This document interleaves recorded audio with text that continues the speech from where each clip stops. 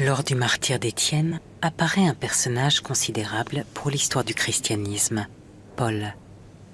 À en croire l'auteur des Actes des Apôtres, alors qu'il portait encore le nom de Saul, Paul ravageait l'Église et persécutait les disciples.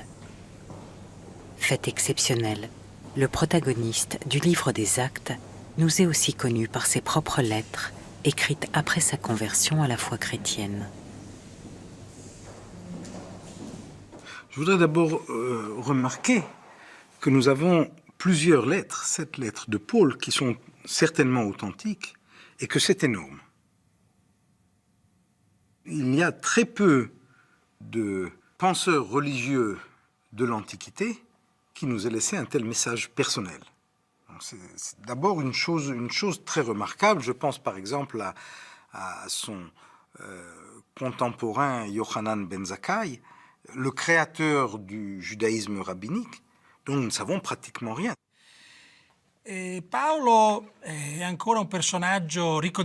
Paul est un personnage encore très mystérieux aujourd'hui, Du point de vue historico-religieux, en dehors du point de vue de l'exégèse, de l'interprétation de ses épîtres. C'est une grosse énigme. Son rôle dans l'histoire des premières générations chrétiennes n'est pas toujours très clair. Il y a des points très obscurs qu'on ne pourra éclaircir que lorsqu'on pourra voir exactement qui sont les amis et les collaborateurs de Paul, mais surtout qui sont ses ennemis, car les ennemis et les opposants de Paul, d'un point de vue historique, sont peut-être plus utiles pour comprendre quelle est la portée du message de Paul. Contre quelles idées, contre quels intérêts il s'est opposé en tant que missionnaire. Comme nous n'avons les lettres d'aucun des collègues avec qui il débattait, Paul prend une importance exagérée. Il y avait beaucoup d'autres missionnaires chrétiens dans la diaspora, en plus de Paul. On le sait parce qu'il discute avec eux. Paul, à quoi je pourrais le comparer? C'est comme si Paul irradiait trop de lumière, car il est surreprésenté dans le canon du Nouveau Testament, alors que le canon se veut l'image de ce qu'était le mouvement à l'origine. Paul est l'héritier d'une tradition helléniste. Paul est le vecteur de la mission de la chrétienté antiochienne. Paul donc est précédé. Ce que, d'ailleurs, l'auteur des Actes met bien en évidence. Paul n'est le vecteur que d'un courant de la chrétienté. Il y a le judéo-christianisme de Jérusalem, il y a la mission instaurée par Pierre, qui va précéder Paul à Antioche. Il y a le courant qu'on appelle le courant johannique, qui va se cristalliser dans le 4e évangile, puis dans les épîtres de Jean. Il y a ce fameux courant qui se cristallise dans une tradition de parole de Jésus que vont recueillir les évangiles de Luc et de Matthieu. Bref, Paul fait partie de la grande constellation du christianisme à sa naissance, ou du moins du christianisme dans sa jeunesse. Il est le vecteur brillant de l'un des courants qui, effectivement, va devenir le courant majoritaire, emblématique de l'identité chrétienne, en particulier pour la chrétienté d'Occident, la chrétienté latine. Historiquement, il ne faut pas exagérer le rôle de Paul. Je crois personnellement que pour la forme de christianisme que l'Occident a hérité, les hellénistes sont, disons, en tant que groupe, ceux qui ont disséminé le christianisme vers l'Ouest, parce qu'ils parlaient grec, parce qu'ils étaient missionnaires, parce qu'ils ont pris le risque de prêcher à des gentils. Donc Paul n'a pas été le premier. Il revendique toujours l'honneur d'imposer des communautés ou de planter des communautés sur des sols vierges. ce qui lui crée un problème avec l'Église de Rome parce qu'elle existe avant qu'il n'y soit allé.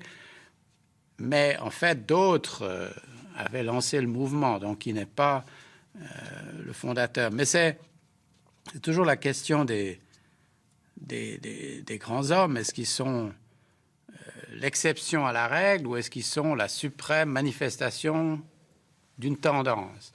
Alors je dirais de Paul qu'il me paraît être le plus important, mais en tant qu'il ne fait que représenter le mouvement des hellénistes. On a cru, mais je dirais peut-être jusqu'au début du XXe siècle, on a cru que l'unité doctrinale du christianisme était première et que la diversité était apparue avec l'usure du temps. Et donc, la diversité de l'Église était un produit typique de la dégénérescence de toute idée originaire et toute unité originaire. On sait maintenant, c'est exactement l'inverse qui s'est produit, à savoir que le premier christianisme a fourmillé d'une grande diversité théologique, d'une grande diversité aussi de formes institutionnelles, d'une grande diversité dans son rapport à Israël, et que le deuxième siècle fait émerger des premières tentatives de réguler cette diversité. La décision la plus spectaculaire, c'est évidemment la constitution progressive du canon du Nouveau Testament, la liste des livres qui constituent la règle de foi de l'Église, mais aussi que des mesures d'unification vont se prendre au sein de ce qu'on appelle la Grande Église à partir du milieu du IIe siècle, quant à l'organisation ministérielle, quant à l'adoption de formules de confession de foi, etc. Donc, l'unité est seconde, la diversité est première.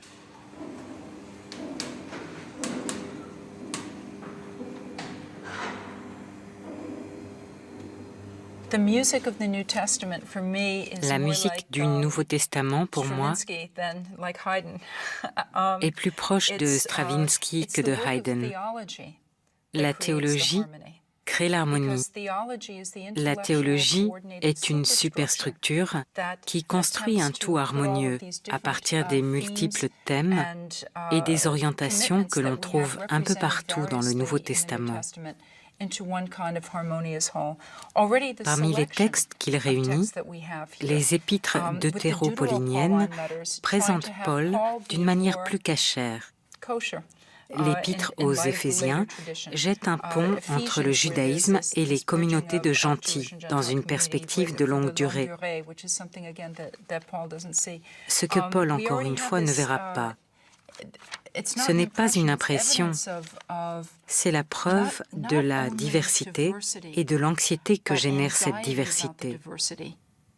Nous avons tellement l'habitude de voir ces textes rassemblés dans un corpus qui s'appelle le Nouveau Testament, avec des évangiles, les actes des apôtres, des épîtres, etc., qu'on se dit, mais comment est-ce que tout ça ne communique pas? Alors, quand ça ne communique pas, d'ailleurs, on le fait communiquer, c'est le grand art de la théologie. Mais effectivement, pour l'historien, c'est un problème, parce qu'on a à la fois des contradictions et à la fois des non-communications qui permettraient d'établir des choses un peu plus stables. Ça, c'est la crux de l'historien. Au commencement était la diversité. Chacun défendait son évangile tout en se revendiquant comme disciple du Christ. Paul est témoin de cette diversité. Il est un parmi d'autres, mais il est le seul dont les écrits nous sont parvenus. Ainsi pouvons-nous comparer sa version de l'histoire à celle qu'en donne une trentaine d'années plus tard le récit des Actes des Apôtres. Alors, la comparaison du Paul des Épîtres et du Paul de Luc, du Paul des Actes, c'est vraiment un problème extrêmement difficile, parce que il y a des différences notables, des différences marquantes. Il y a également des oublis marquants. J'entends par là, l'auteur des Actes fait silence sur l'activité épistolaire de Paul, ce qui est évidemment stupéfiant compte tenu de l'investissement qu'a dû représenter pour Paul l'écriture de ses épîtres. Là encore, c'était une activité de groupe, très certainement, avoir le nombre des co-auteurs à ses épîtres. Mais c'est surtout un labeur dans lequel Paul s'est investi d'une manière impressionnante à en considérer les résultats. Il y a un silence complet sur les conflits et les crises qui ont agité à la fois la chrétienté paulinienne et puis qui ont troublé les rapports entre l'apôtre et ses communautés.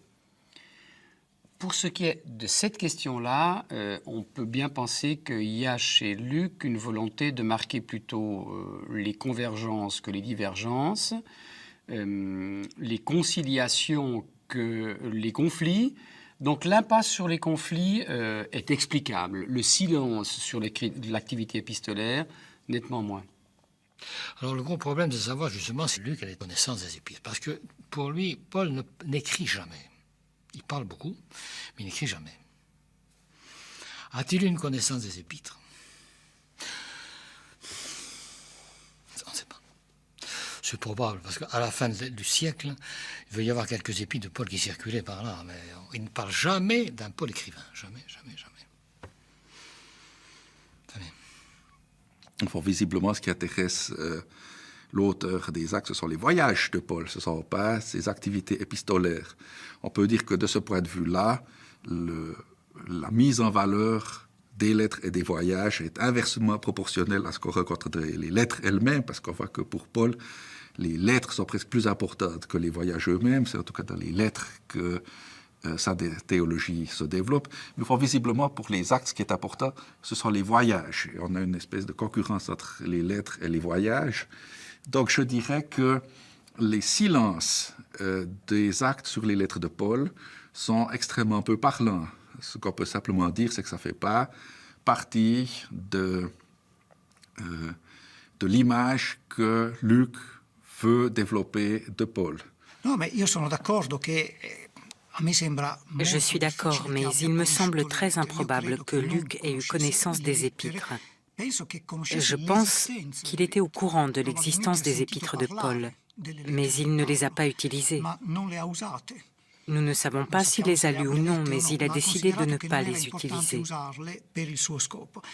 Pas forcément pour des raisons polémiques, mais tout simplement parce que ces épîtres ne lui paraissaient pas fondamentales pour raconter l'histoire de Paul.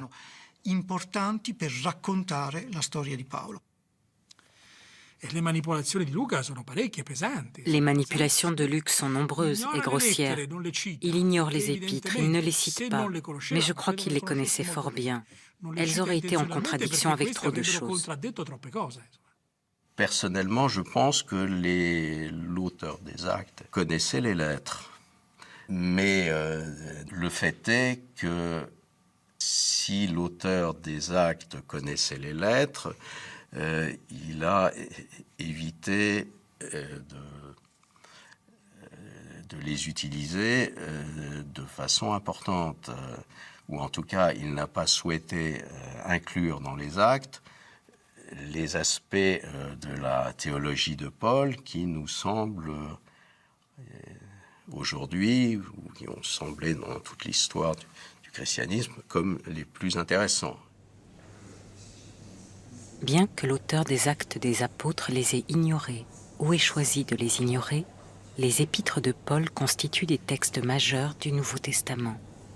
Par leur volume, par leur pensée, par leur théologie, elles offrent un témoignage d'autant plus irremplaçable qu'elles sont de la main d'un contemporain de Pierre, de Jacques, le frère de Jésus, des 12 apôtres.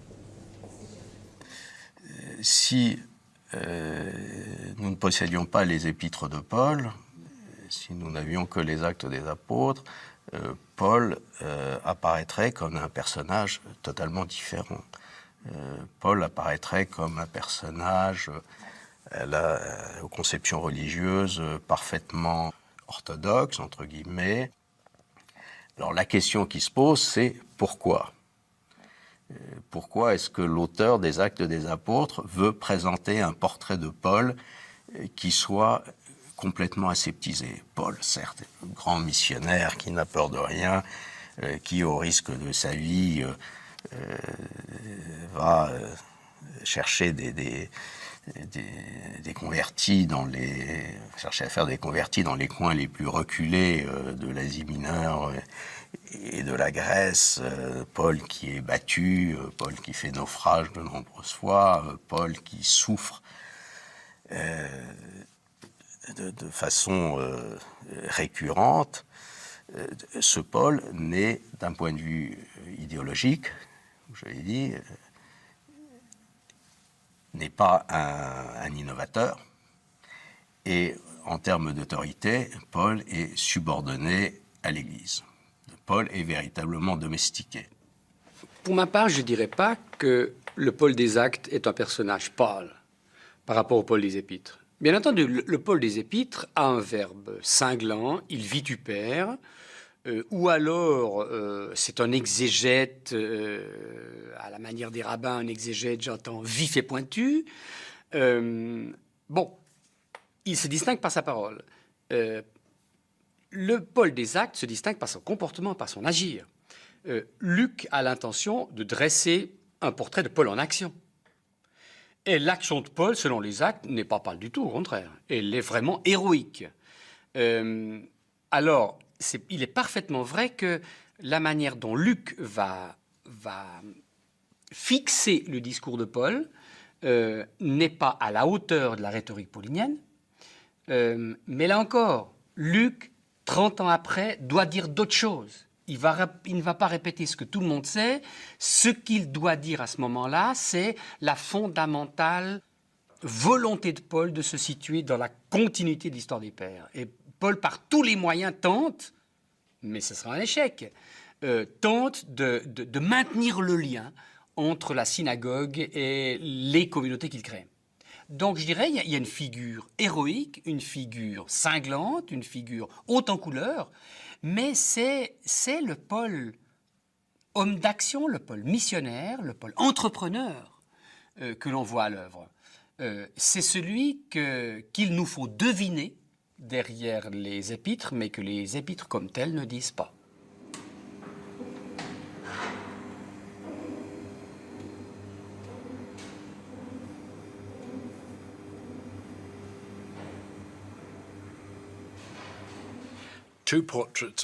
Il y a 2 portraits de Paul. Celui qui découle de ses propres épîtres, où il apparaît en chef chrétien radical et dynamique, qui a pris ses distances avec quelques-uns des principes du judaïsme, et le portrait qu'en donne Luc dans le livre des Actes, où il apparaît comme un juif pieux, respectueux de la loi. Ce sont 2 images très différentes, un autoportrait et son portrait par Luc une génération plus tard. Ce qui est évident, c'est que d'un côté, on a un personnage qui parle de lui-même, qui parle pas beaucoup de lui-même d'ailleurs. Il se décrit pas énormément, il se décrit à l'occasion d'une circonstance ou d'un élément qu'il veut préciser, mais il n'écrit pas une autobiographie. Les épîtres de Paul, ce sont des écrits de circonstances, ce sont des épîtres. C'est une évidence, mais c'est une évidence qu'il faut prendre en compte pour peser les éléments qu'il donne sur lui-même. C'est des éléments qui apparaissent d'une façon complètement aléatoire et disparate dans le texte de ces épîtres et à l'occasion, encore une fois, d'une précision qu'il veut donner ou d'une justification.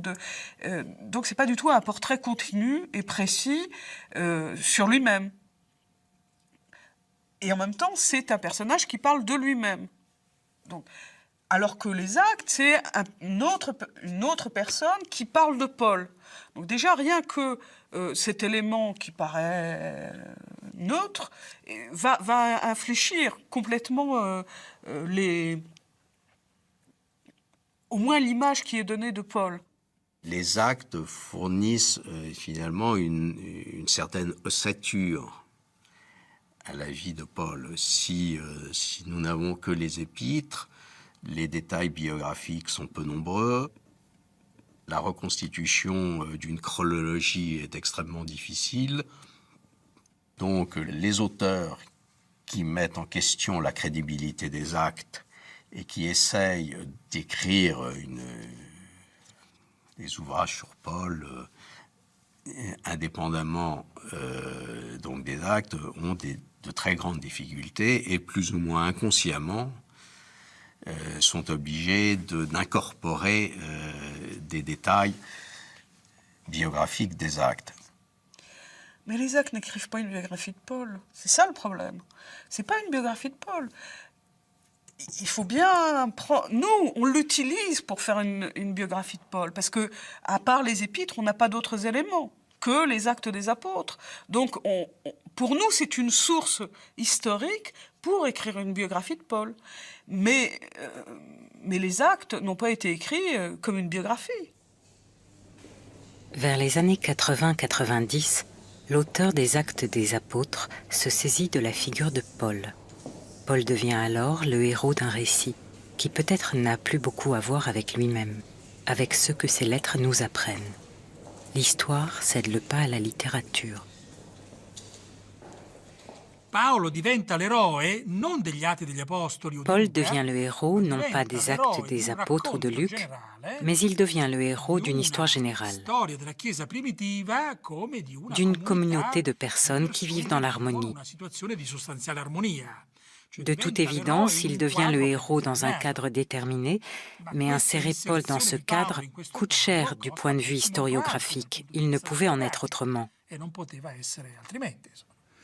Alors, personnellement, je pense que nous devons être extrêmement circonspects et prudents avec les informations données par les Actes des Apôtres. Parce que le problème est le suivant, n'est-ce pas? Quand on n'a aucune idée sur quelque chose, n'importe quelle mauvaise idée est meilleure que pas d'idée. En ce qui concerne le début de l'histoire de l'apostolat paulinien, c'est-à-dire depuis l'appel, la vocation de Paul, ce qu'on appelle alors sa conversion, mais c'est depuis la vocation de Paul, jusqu'à son passage à Corinthe, au milieu des années 50. Là, on a des données des lettres de Paul. Ces données contredisent pour une grande partie les données qu'on a dans les Actes des Apôtres. Puis ensuite, on n'a plus rien, n'est-ce pas? La dernière chose qu'on a, c'est dans l'Épître aux Romains, c'est l'intention de Paul d'aller à Jérusalem puis en Espagne. Mais de ça, on n'a plus rien du tout. Et alors, là, on n'a plus que les Actes des Apôtres, n'est-ce pas? Et alors, par paresse, on se fie aux Actes des Apôtres. Je pense que c'est extrêmement dangereux parce que les Actes des Apôtres n'ont pas montré leur fiabilité dans le récit des premières années de la biographie paulinienne, et c'est la raison pour laquelle je serai très, très prudent vis-à-vis de tout le récit du voyage de Paul à Jérusalem, le dernier voyage de Paul à Jérusalem, son arrestation, son procès, son arrestation à Césarée, sa captivité à Césarée, le voyage à Rome. Enfin, sur toutes ces questions, je serai extrêmement prudent. Et au fond, en ce qui concerne la biographie de Paul, je m'arrêterai à Corinthe et je dirai ensuite, tout est extrêmement... Finalement, si on se fie simplement à ce que Paul raconte de lui-même, nous ne savons pas grand-chose, et lorsqu'il nous donne certains renseignements précis, nous pouvons rester perplexes. Par exemple, quand il nous dit qu'après avoir été à Damas, il est parti pendant plusieurs années en Arabie. Qu'est-il allé faire en Arabie? On ne le sait pas. Le livre des Actes ne nous parle pas de ce déplacement en Arabie. Ça aurait été pourtant bien intéressant de savoir ce qu'il était allé y faire et qui il avait pu y rencontrer. Il dit qu'il revient à Damas parce qu'il était recherché par Arétas, le roi d'Arabie. Qu'est-ce qui s'était passé entre ce roi et lui, ou entre l'Arabie et lui, pour qu'il soit pourchassé jusqu'à Damas? Nous ne le savons pas non plus. Ce que nous raconte le livre des Actes, c'est qu'à Damas, il rencontre une opposition ferme de gens qui sont des hellénistes. On est obligé de le faire fuir, etc. On montre encore à Damas la rue où Paul s'est enfui via une fenêtre et dans un panier. Mais tous ces détails, comme le fait qu'il aurait été, selon un discours de Paul dans les Actes, élevé au pied de Gamaliel, c'est-à-dire disciple de Gamaliel, on peut penser que quand Paul se réclame de toute sa lignée juive et de sa foi pharisaïque, il aurait mentionné le nom de Gamaliel. Il ne le fait pas.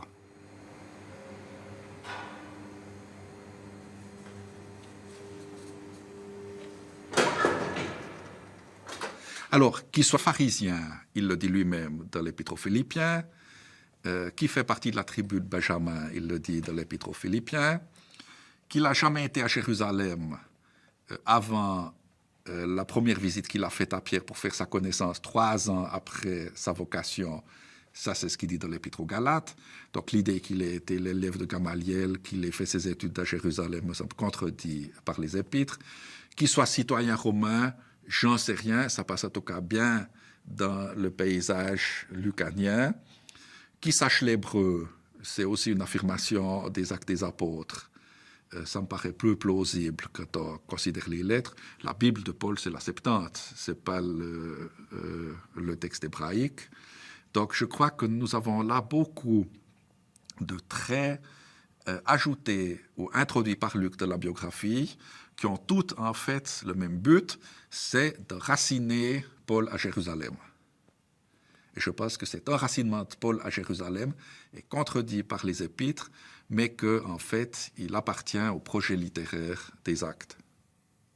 Alors, comment peut-on expliquer cela? Il y a, je dirais, 2 manières de le faire. La première, en se disant que l'un des deux a tort. Entre Paul et Luc, l'un des deux a tort, et généralement le coupable est vite trouvé. On désigne l'auteur des Actes comme étant soit un historien extrêmement peu attentif ou mal renseigné, soit alors tout simplement un falsificateur de l'histoire. Et à mon avis, tranché comme ça est complètement inadéquat. C'est complètement inadéquat parce qu'on oublie 2 choses. 1, quand Luc écrit. 2, ce que c'est qu'écrire l'histoire. Alors, quand Luc écrit-il? Il écrit entre 80 et 90.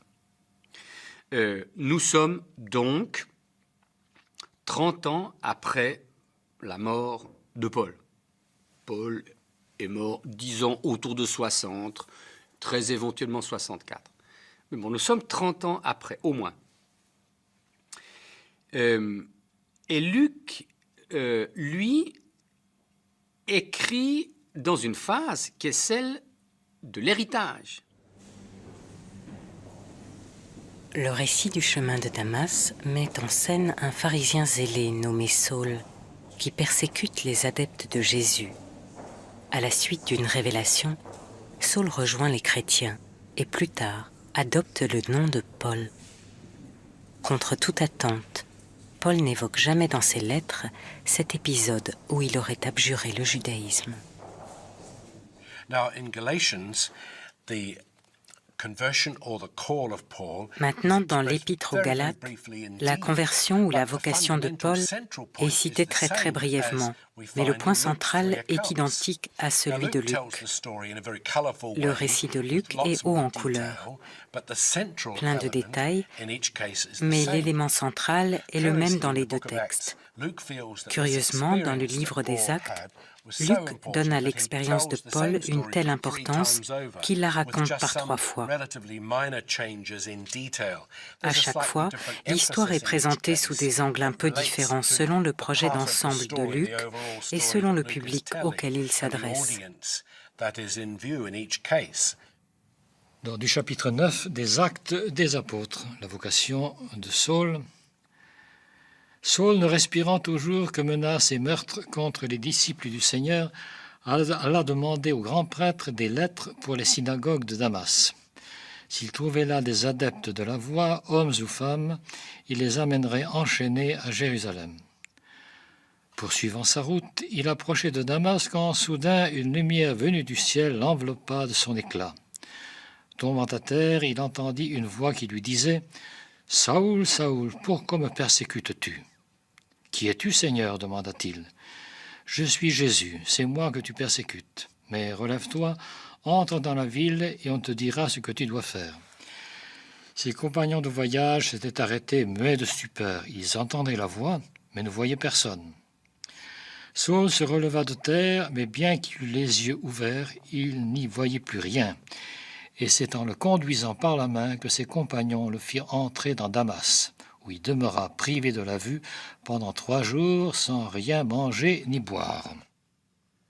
Que Paul se soit rallié au christianisme, c'est évident. que ce soit de la manière dont le livre des Actes nous rappelle par 3 fois le récit sur le chemin de Damas, je crois que là, on touche plus à la littérature qu'au récit historique. Et si, par hasard, les théologiens se plaignaient que les textes néo-testamentaires soient considérés comme de la littérature, ils auraient tort.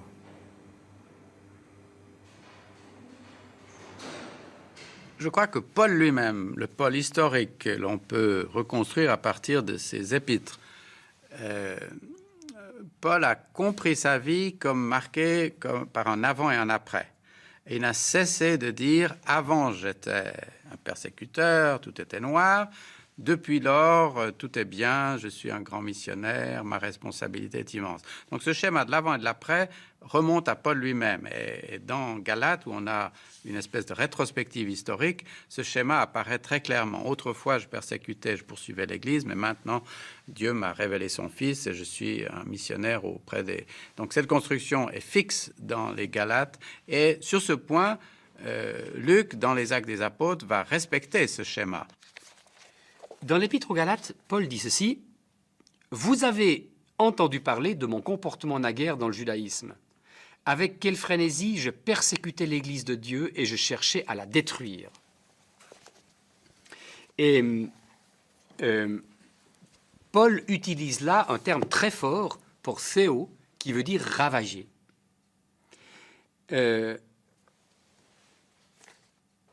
Mais lorsqu'il a plu à Dieu de révéler en moi son Fils, etc. Donc, au fond, Paul dresse un portrait en noir-blanc. Le côté noir, c'est le ravage de l'Église.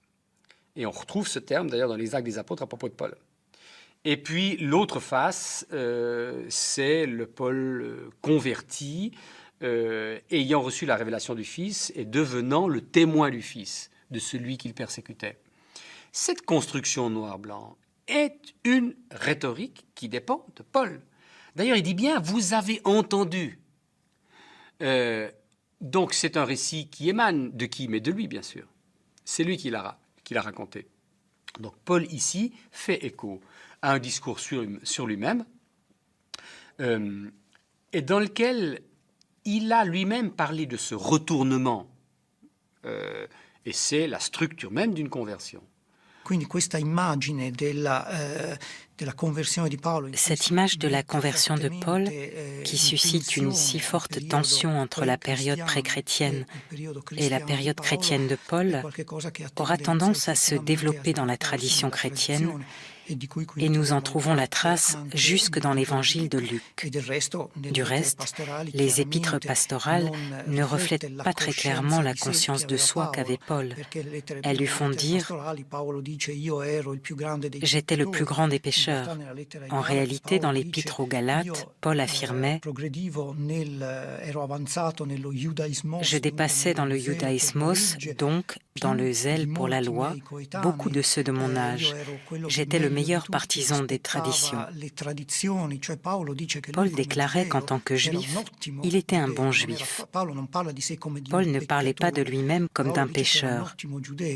Naturellement, son péché fondamental, si l'on peut le nommer ainsi, c'était de ne pas avoir accueilli Jésus.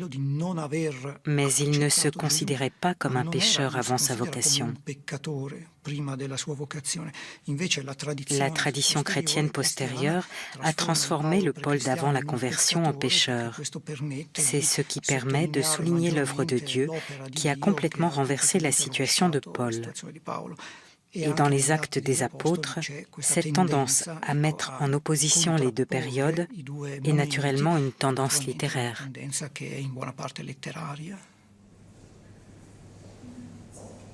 Dans ses lettres, il y a un titre que Paul revendique, celui d'apôtre. Il se dit apôtre, il se veut apôtre, il est apôtre, même si cette distinction ne semble devoir être accordée qu'à ceux qui ont connu Jésus katasarka, dans la chair. Paul récuse cette hiérarchie. En rien, il ne se considère inférieur aux compagnons du Seigneur. Son expérience mystique du ressuscité lui confère une autorité au moins égale. Il y a un texte au chapitre 9 de la première aux Corinthiens où il dit qu'il a vu Jésus.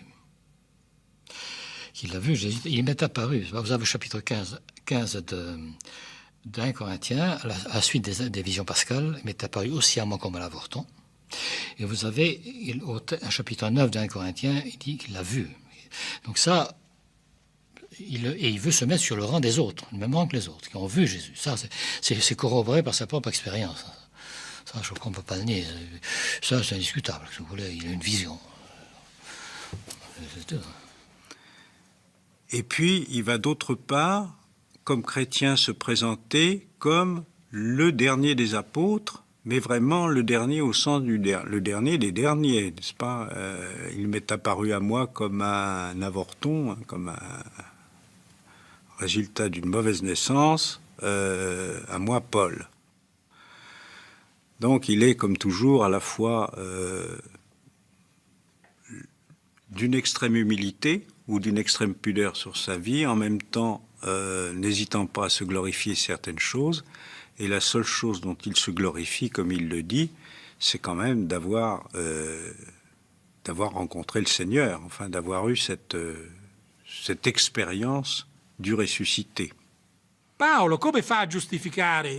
Paul peut-il justifier sa vocation d'apôtre en n'ayant pas eu l'expérience concrète du Jésus de l'histoire?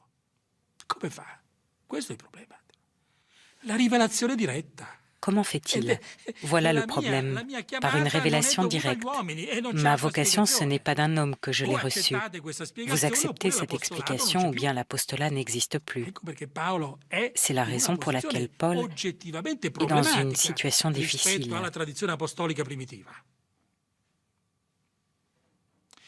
Il admet ouvertement ne pas avoir connu Jésus katasarka, selon la chair. C'est l'élément intéressant de la deuxième épître aux Corinthiens.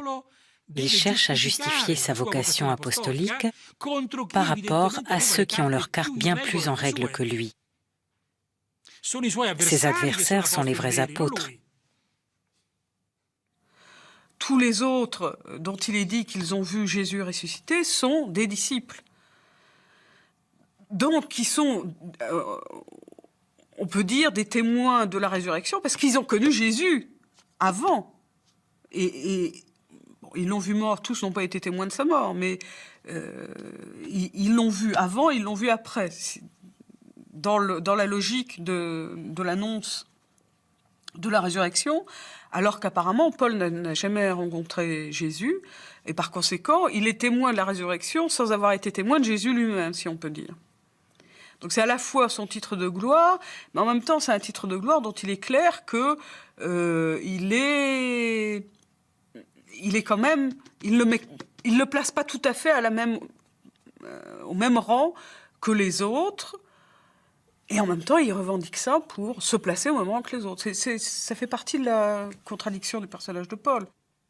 It's quite obvious that Paul had never known Il est tout à fait évident que Paul n'a jamais rencontré Jésus de son vivant. Jésus n'est jamais sorti de Judée. Il n'a pas voyagé dans les autres pays. Il n'a jamais été à l'étranger. Et Paul n'était pas encore venu en Judée du temps de Jésus. C'est une énorme différence entre lui et Jacques, Pierre, Yohanan, Jean,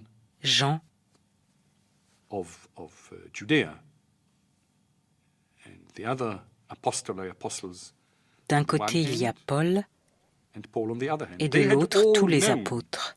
Tous, ou du moins la plupart, avaient connu Jésus de son vivant, contrairement à Paul. Dans son esprit, ceci a considérablement facilité l'élaboration de sa doctrine. Je dirais, Paul a découvert Jésus à partir du ciel, c'est-à-dire d'une vision. C'est ça, il a découvert Jésus à cela. Pour lui, Jésus, c'est un personnage céleste, il est apparu. Il a eu une vision. C'était un visionnaire, il en a eu d'autres visions. Il a vu Jésus. Et à partir de là, et son Jésus à lui, c'est d'abord ce Jésus-là, le Jésus du ciel, dans le monde de Dieu, etc. Bon, il veut connaître certaines choses de Jésus terrestre.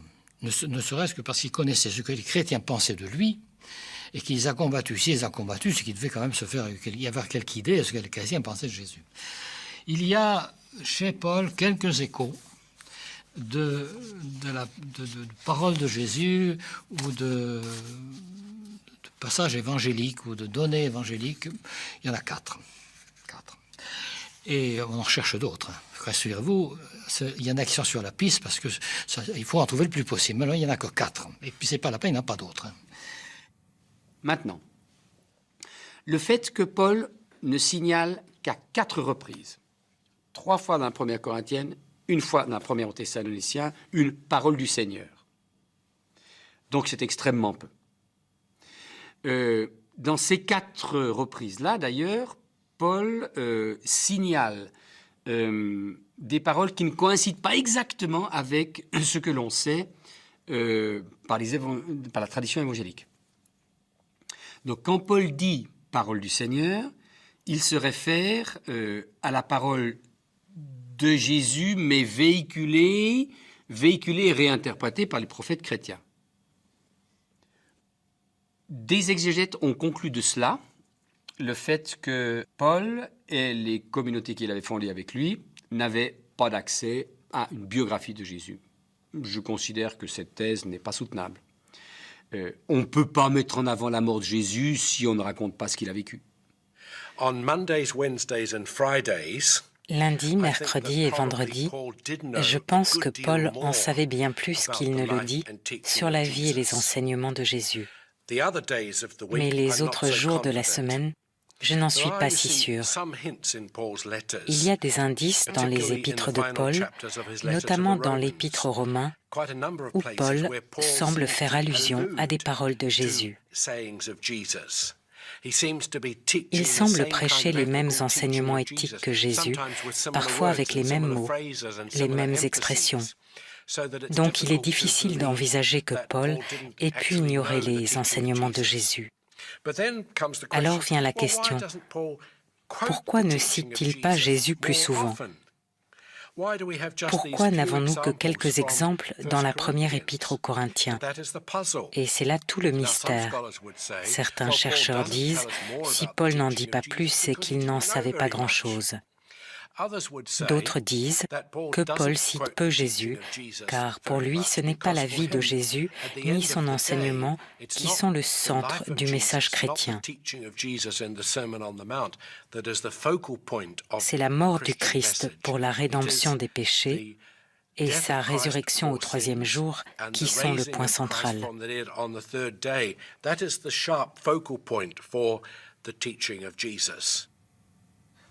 Je pense qu'effectivement, la perspective de Paul est très différente de celle de Jésus.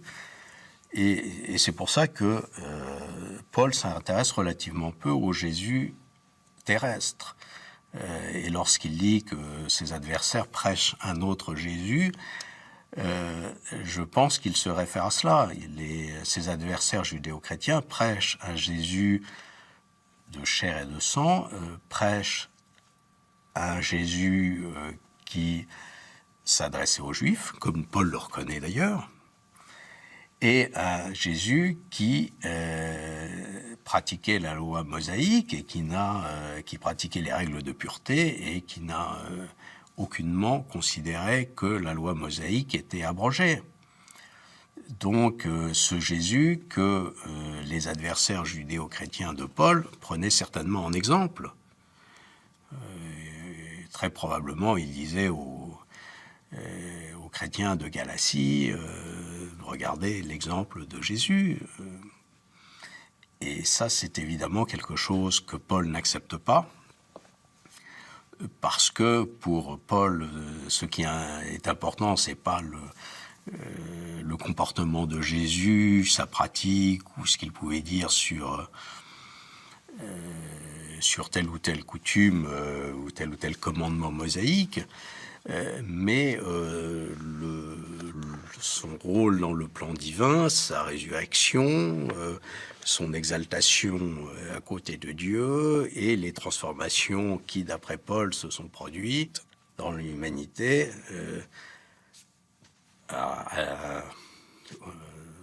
dans les temps menant au royaume de Dieu. The fact that Paul had never known the living Jesus, Le fait que Paul n'a jamais connu Jésus vivant, the man who had lived and acted l'homme and qui avait spoke, vécu, qui avait agi, facilitated matters so qui avait much. parlé, He had lui a to do grandement just one facilité la shift, tâche. one Il n'y avait qu'un transition pas in à his life. faire. Of course, he had been Bien told sûr, all kinds of on things lui avait about rapporté Jesus toutes sortes de choses sur when he joined Jésus the Nazarenes. quand il s'opposait aux Nazoréens et plus encore quand First, il when les a he was rejoints. hostile to the Nazarenes, and then when he joined them, much more so. But he made some kind of a click. Mais il y a eu comme un clic dans son esprit. Il a fermé son esprit à ce qu'on lui disait. Et le temps qu'il en arrive à concevoir sa doctrine, tout cela était devenu sans intérêt. Si Jésus était le Fils de Dieu, envoyé par Dieu, ce qui lui était arrivé durant sa vie était sans importance. Est-il important de savoir quel miracle il était censé avoir fait ici ou là? Est-il important de savoir ce qu'il avait dit, la parabole qu'il avait utilisée ici ou là? Tout cela était sans importance en comparaison avec le grand message, l'immense message, à savoir que Jésus était venu apporter le salut, qu'il avait été envoyé par Dieu pour sauver l'humanité tout entière.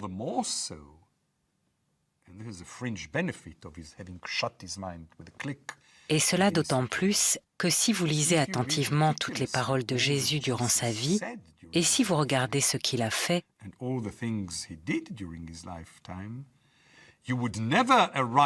vous n'arrivez jamais à la conclusion qu'il était le Fils de Dieu, qu'il était venu pour expier les péchés de l'humanité et lui apporter le salut.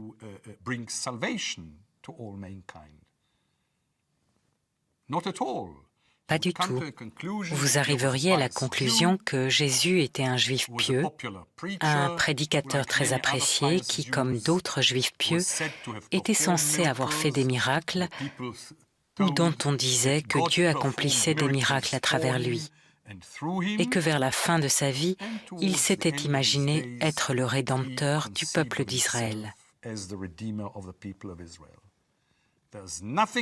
Il n'y a rien, ni dans les actes de Jésus, ni dans ses paroles, qui puisse amener qui que ce soit à la conclusion que Dieu l'a engendré et l'a envoyé sur cette terre pour apporter le salut à toute l'humanité.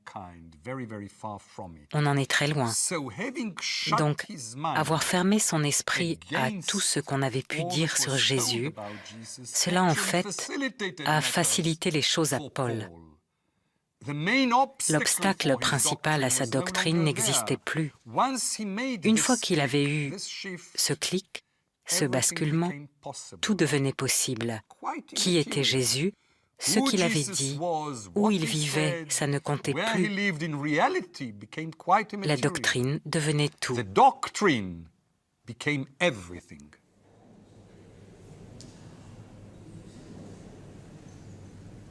Inconnu des églises de Judée, selon ses propres termes, Paul exerce sa mission hors de Palestine, dans la diaspora juive. Vers l'an 49, à la suite d'un incident entre chrétiens juifs et non-juifs, Jacques, le frère de Jésus, convoque à Jérusalem les représentants de l'église d'Antioche, dont Paul, pour s'expliquer sur la question essentielle. Faut-il d'abord être juif avant d'être chrétien ?